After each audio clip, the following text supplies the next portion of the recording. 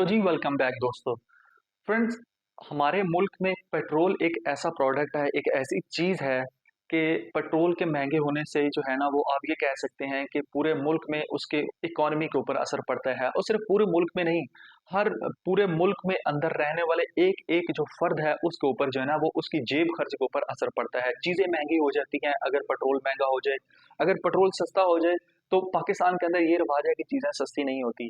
तो दोस्तों आज की जो वीडियो है ये टोटली पेट्रोल के ऊपर हम डिफाइन करेंगे या डिस्कस करेंगे। आपने थंबनेल भी देख लिया है कि पाकिस्तान के अंदर वो कौन-सा बंदा है जो कि पेट्रोल की प्राइसेस डिफाइन करता है, जो कि सेट करता है फ्यूल की प्राइस। ये हमारी आज की वीडियो है और बहुत ही इंटरेस्टिंग और इन्फॉर्मेटिव वीडियो होने वाली है। और जब आप लोग इस वीडियो को देखेंगे तो फिर आप लोग कभी ये नहीं कहेंगे कि यार पाकिस्तान में पेट्रोल महँगा क्यों हुआ है या नहीं होना चाहिए था या सस्ता होना चाहिए था। आपको आपके जनरल नॉलेज में ये चीज़ आएगी कि पाकिस्तान के अंदर पेट्रोल कैसे महँगा होता है। दोस्तों इस वीडियो में हम ये भी देखेंगे कि पाकिस्तान के अंदर कितने पेट्रोल पंप्स हैं, कौन-कौन सी रिफाइनरीज़ पाकिस्तान के अंदर काम कर रही हैं और क्यों ज़्यादा रिफाइनरी पाकिस्तान में नहीं लग सकती हैं, ठीक है? या हुकूमती तवज्जो नहीं है या पॉलिसीज़ नहीं है। इसके अलावा हम ये भी देखेंगे कि सेट कौन करता है पेट्रोल की प्राइसेज़ और कैसे जो है ना वो 15 दिन बाद जो है वो हुकूमत इसको कंट्रोल करती है और हमारी नज़रें जो है ना वो 15 दिन बाद जो है वो महीने में 2 बार पेट्रोल प्राइसेस पे होती हैं कि सस्ता होगा या महँगा होगा। हुकूमत कौन-सी चीज़ को सस्ता करती है तो आप तक जो है ना वो सस्ता पेट्रोल पहुँचाती है। हम ये भी देखेंगे कि पेट्रोल जो है वो पाकिस्तान के अंदर कितना स्टोर हुआ होता है, कैसे बाहर से पेट्रोल जो है वो आता है और कैसे जो है ना वो हुकूमत या इदारे जो हैं वो ओएमसीज़ जो हैं वो कैसे यहाँ पे पेट्रोल मंगवाती हैं, कैसे स्टोर किया जाता है, कितना जो है ना वो स्टॉक रखा जाता है और क्या साइकिल है, कितनी पेमेंट दी जाती है, ये तमाम चीज़ें हम इस वीडियो में देखेंगे और बहुत ही इंटरेस्टिंग और इन्फॉर्मेटिव वीडियो जो है ना ये आपके लिए होने वाली है। फ्रेंड्स, पेट्रोल एक बुनियादी प्रोडक्ट है, बेसिक चीज़ है पाकिस्तान के अंदर और इसके बगैर गुज़ारा नहीं है जब तक जो है ना वो हम ये कह सकते हैं कि इस दुनिया के अंदर ज़िंदा हैं। सबसे पहले तो मैं आपको बताऊँ पाकिस्तान को जो पेट्रोल चाहिए सालाना वो आपका है तकरीबन 20 मिलियन टन पेट्रोल चाहिए, ठीक हो गया? 20 मिलियन टन पेट्रोल जो है वो पाकिस्तान को सालाना चाहिए और पाकिस्तान का सबसे ज़्यादा जो पेट्रोल इस्तेमाल होता है, यूसेज ऑफ पेट्रोल है, वो आपका 60% आपका ट्रांसपोर्ट सेक्टर है, ठीक है? और उसके बाद 32% जो है वो आपका एनर्जी सेक्टर जो है ना वो कंज़्यूम करता है और तकरीबन 8 से 10% जो है वो आपका जो इंडस्ट्री है वो यूज़ करती है, ठीक है? ये तो थोड़ी-सी कंज़प्शन होगी पाकिस्तान के पेट्रोल की। अब ये पेट्रोल जो है वो पाकिस्तान के अंदर आता कहाँ से है? यूसेज पाकिस्तान की मैंने आपको बताया तकरीबन 20 मिलियन टन है। अब ये 20 मिलियन टन जो है वो कहाँ से आता है? तो इसका 85% जो है वो पाकिस्तान बाहर से इंपोर्ट करता है और तकरीबन 15% जो है ना वो पाकिस्तान से निकलता है। ये टोटल डिस्ट्रीब्यूशन है पूरे पेट्रोल की 20 मिलियन टन की। अब 20 मिलियन टन की और डिस्ट्रीब्यूशन करें तो पाकिस्तान ये 85% पेट्रोल बाहर से मंगवा रहा है ना, तो अब बात करते हैं कि पाकिस्तान बाहर से पेट्रोल कैसे मंगवाता है। तो अभी मैं आपको ये भी बताऊँगा कि कैसे प्राइस सेट होती है, आपने वीडियो लाज़मी देखनी है। तो पाकिस्तान बाहर से पेट्रोल कैसे मंगवाता है? उसके लिए जो बैंक्स होते हैं वो आपकी जो कंपनियां हैं पाकिस्तान के अंदर जिनको आप ये कह सकते हैं कि जो मतलब जिनकी कुछ रिफाइनरीज हैं कुछ की और कुछ जो है ना वो डायरेक्ट कंपनियां हैं पाकिस्तान की वो बाहर से पेट्रोल मंगवाती हैं, ठीक है? और वो जो कंपनियां हैं वो उनको बोलते हैं ओएमसीज, ऑयल मार्केटिंग कंपनीज, ठीक हो गया? ये कंपनियां ने पाकिस्तान ने उनको लाइसेंस दिया हुआ है। आपने जैसे पीएसओ है, जैसे आपका टोटल है, पार्को है, ये इस तरह की जो कंपनीज हैं, शेल है, ये पाकिस्तान के बिहाफ पे बाहर से पेट्रोल मंगवाती हैं। अब ये जो कंपनियाँ हैं बाहर से पेट्रोल कैसे मंगवाती हैं? ये जो है ना वो एलसीज़ होते हैं, लेटर ऑफ क्रेडिट, इनके ज़रिए पेमेंट के करके जो है ना वो बाहर से पेट्रोल लेती हैं, ठीक हो गया? और ये इनके मुख्तलिफ तरीके होते हैं। पाकिस्तान जो सबसे ज़्यादा पेट्रोल मंगवाता है वो मंगवाता है सऊदी अरब, दुबई और कुवैत से, ठीक है? और सऊदी अरब के साथ पाकिस्तान के ज़रा ताल्लुकात अच्छे हैं तो पाकिस्तान उनसे डेफर्ड पेमेंट के ज़रिए भी पेट्रोल मंगवा लेता है, वरना ये जो पेट्रोल है नकद पेमेंट के ज़रिए पेट्रोल मंगवाया जाता है, आपने कहीं से भी दुनिया में लेना हो तो, ठीक है?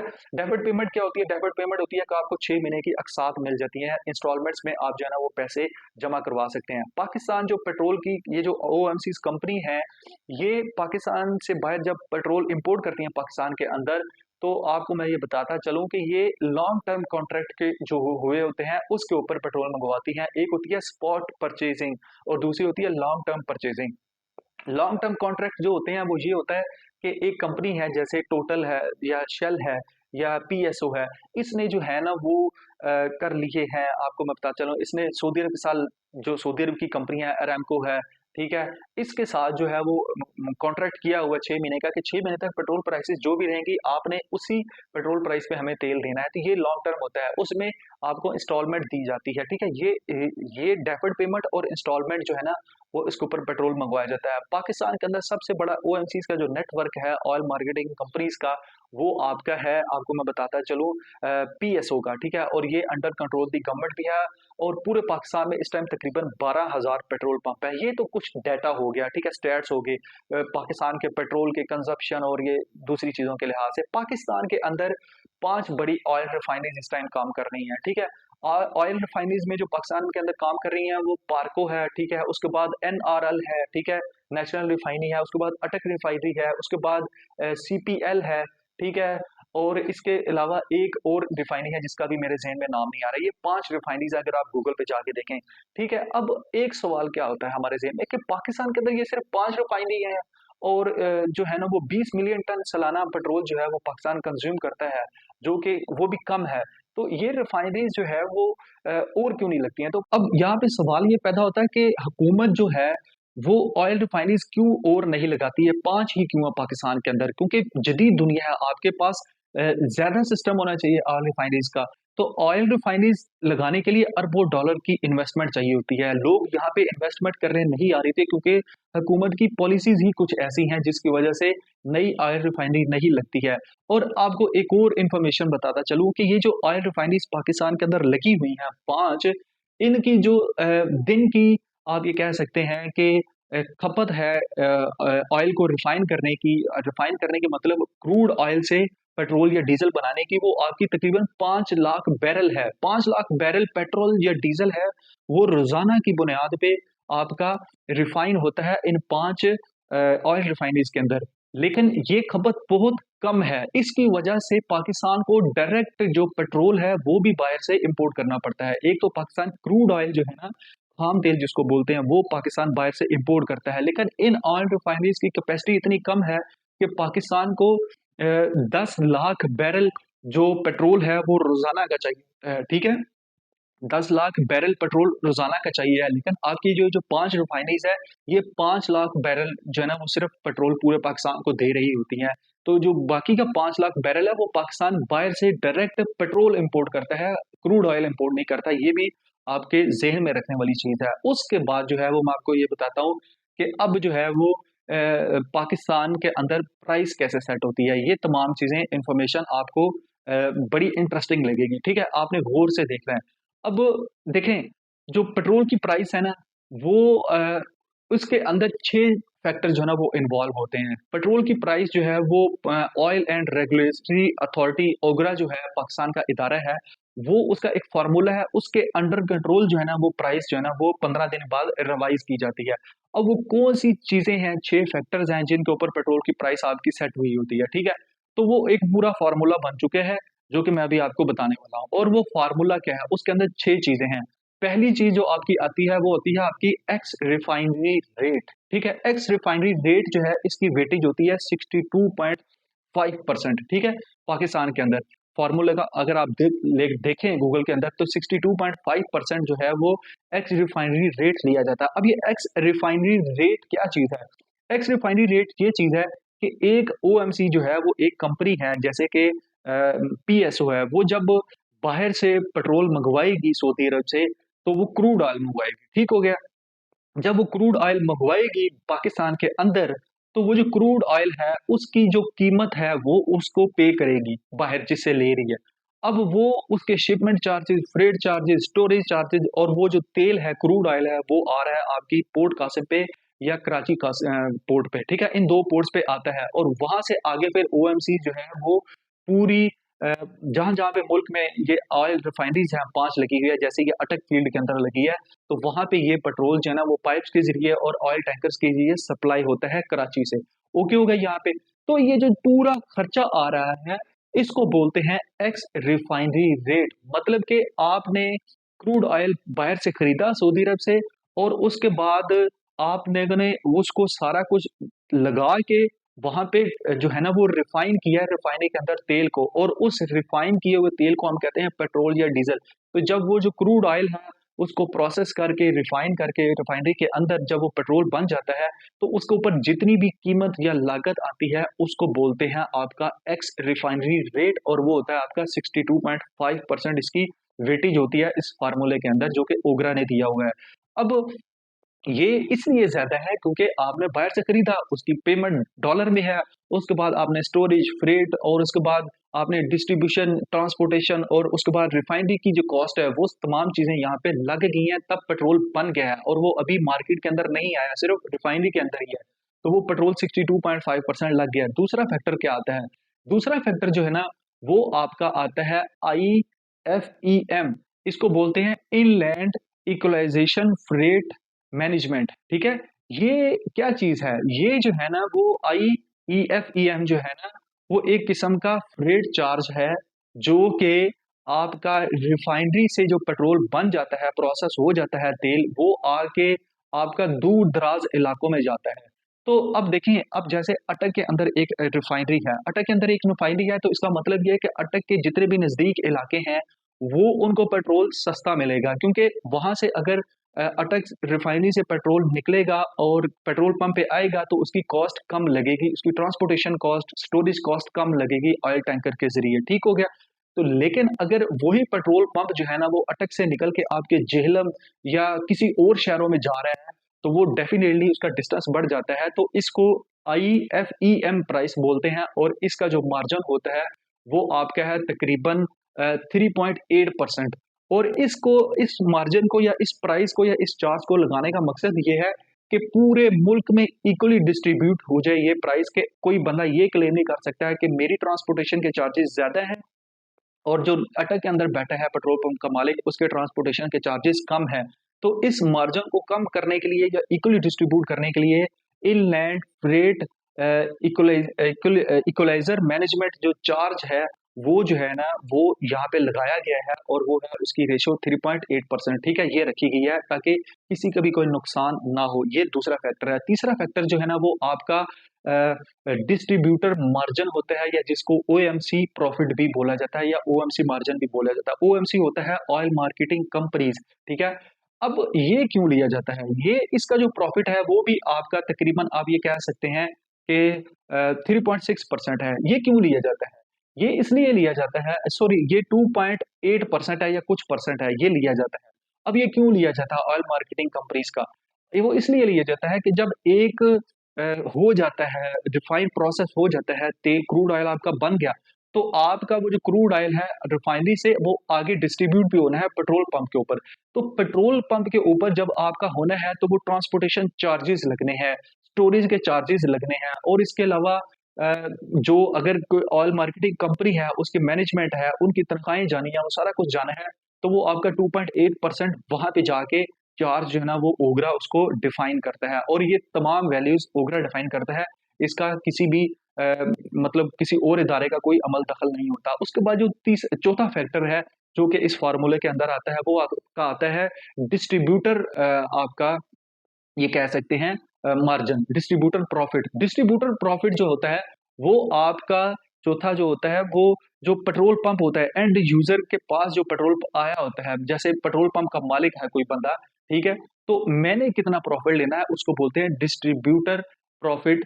ठीक है, और ये जो है वो आपका 3.8% या 3.7% रखा जाता है।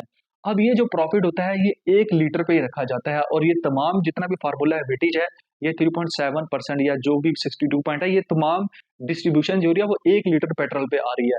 तो आपका फर्ज किया कि अगर मैं आपको यहाँ पे एग्जांपल के तौर पे बताता हूँ कि अगर फर्ज किया 100 250 रुपए जो है ना वो पेट्रोल है, ठीक है, 250 रुपए पेट्रोल जो है वो रिफाइन करके है, और वो रिफाइनरी के अंदर पड़ा हुआ है, क्रूड ऑयल को प्रोसेस किया और उसके ऊपर कीमत आ गई 250 रुपए।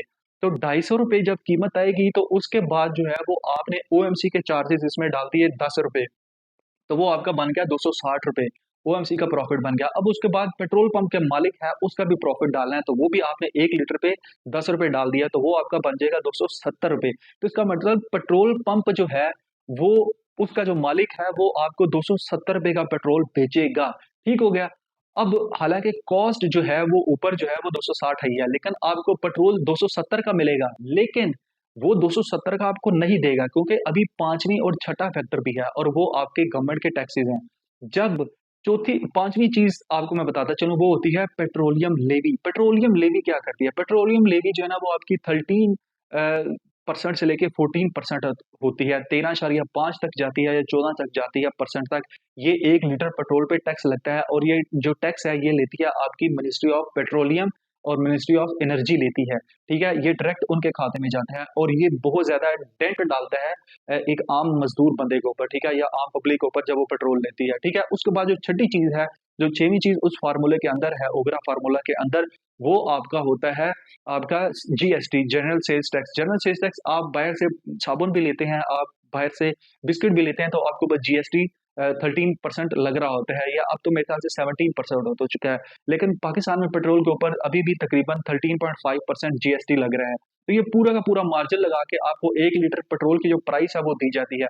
तो आपको ये जो 270 रुपए का पेट्रोल मिल रहा है ना पेट्रोल पंप के ऊपर, उसके अंदर आपका ये कह सकते हैं कि 35 से 40 रुपए जो है ना वो आपके सिर्फ और सिर्फ गवर्नमेंट के टैक्सेस होते हैं। ठीक है, उसके अंदर जो है ना वो 10 रुपए पेट्रोल पंप के मालिक का प्रॉफिट है, 10 रुपए आपका जो ओएमसी है, ऑयल मार्केटिंग कंपनी, मतलब जो पीएसओ के या शेल वालों के आप जो कैरिज आगे पीछे लेके फिरते हैं, सड़कों पे देखते हैं, या ऑयल टैंकर्स होते हैं, उनका प्रॉफिट होता है। ठीक है, और जो जिसने ये खरीदा होता है तेल, और जिसको ओएमसी बोलते हैं, वो भी ओएमसी ही है जो डायरेक्ट जो है ना वो बाहर से इंपोर्ट करती है, उनका भी कुछ प्रॉफिट बीच में रखा होता है। तो ये पूरा टोटल मिला के पाकिस्तान के अंदर एक पेट्रोल की प्राइस सेट की जाती है, जो कि आप ये कह सकते हैं कि आप इसको ठीक भी कह सकते हैं, गलत भी कह सकते हैं, अगर आप इसको समझ सकते हैं तो। अब इसमें बहुत सारे सवाल भी पैदा होते हैं। सवाल ये पैदा होते हैं कि जब हुकूमत 15 दिन बाद जो है वो पेट्रोल सस्ता करती है तो कैसे करती है? लेकिन उससे पहले मैं आपको एक साइकिल बता दूं।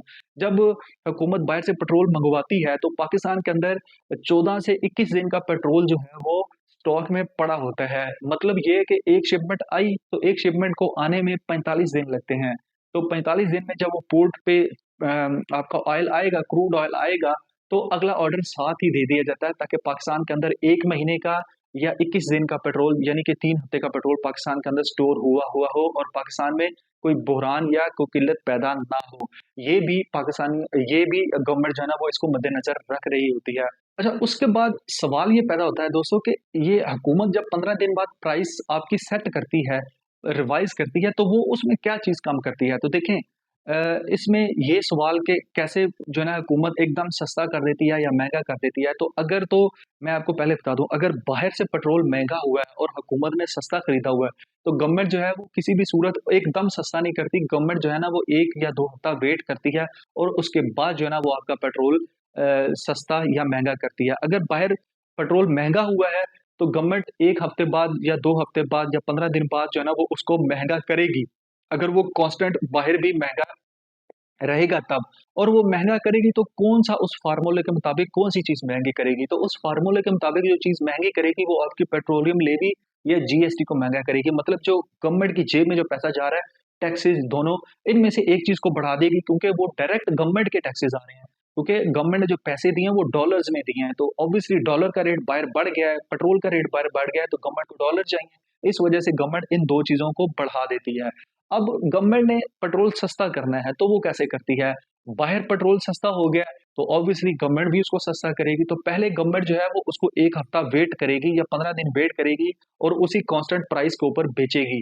लेकिन अगर मज़ीद सस्ता करना है, तो अगर 270 रुपए आपको पेट्रोल बिक रहा है, तो वो आपको 5 रुपए सस्ता कर देगी। तो वो सस्ता कहाँ पे करती है? तो गवर्नमेंट जो है वो ओगरा फार्मूले के मुताबिक कभी भी जो है वो जो रिफाइनरी रेट होता है 62.5, उसको नहीं छेड़ती, ना डिस्ट्रीब्यूटर मार्जिन जो प्रॉफिट होता है उसको नहीं छेड़ती, ओएमसी प्रॉफिट जो होता है उसको भी नहीं छेड़ती, बल्कि गवर्नमेंट जो है ये वो फिक्स चीजें होती हैं। गवर्नमेंट टैक्सेस को ही छेड़ती है, गवर्नमेंट पेट्रोलियम लेवी को छेड़ती है, या उसको कम कर देगी, या आपकी जो टैक्स है जीएसटी उसको कम कर देगी, तो इसलिए आपको पेट्रोल थोड़ा सा सस्ता नजर आता है। दोस्तों इसका अल्टरनेट क्या है? अब ये हमने चीज़ें देख ली, इसका अल्टरनेट जो है वो पाकिस्तान के अंदर आपको ये कह सकते हैं कि ईवी व्हीकल्स है, ठीक है? ईवी व्हीकल्स पूरी दुनिया में आ चुकी हैं। पाकिस्तान के अंदर मैंने आपको बताया 20 मिलियन टन सालाना खपत है, कंज़म्पशन है इसकी ऑयल की। तो ये जो ऑयल है ये आपका सिर्फ़ हम नहीं इस्तेमाल करते, ये इसका ऑयल जो है वो पेट्रोल, डीज़ल, जेट फ्यूल, उसके अलावा हाइड्रोजन कार्बन वगैरह में भी इस्तेमाल होता है। ये रेलगाड़ियों में हर जगह इस्तेमाल हो रहा है। तो इसकी 20 मिलियन टन कंजप्शन है पाकिस्तान के अंदर। तो इसका सिंपल सा जो आसान हल है अल्टरनेट वो आपका ईवी व्हीकल्स है जो कि पूरी दुनिया में इस टाइम आ चुकी हैं। तो फ्रेंड्स आपको ये वीडियो कैसी लगी अपनी फीडबैक मुझे दें। अगर इंटरेस्टिंग है तो कमेंट करें ज़रूर ताकि इसी से हमारी जो है ना वो इंस्पिरेशन मिलती है। तो कोई क्वेश्चन है तो वो भी लाज़मी बताएँ। तो इंशाल्लाह आपको किसी नेक्स्ट टॉपिक मिलेंगे। अल्लाह हाफ़िज़।